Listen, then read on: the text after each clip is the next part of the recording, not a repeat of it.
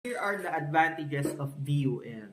So first advantage is yung flexibility in premium payments. So VUL policies often allows policyholder to adjust their premium with certain limits. This flexibility can be beneficial dun sa mga tao na maaari magkaroon ng financial situations because this means that they are allowed to increase or decrease yung premium nila if needed. Next advantage naman ng VUL is yung investment control. So unlike traditional plan, si policyholder ang may ability to choose from a range of investment funds based on their risk tolerance and financial goals. This level of control allows policyholder to tailor fit yung kanilang investment strategy according to their preference and market outlook.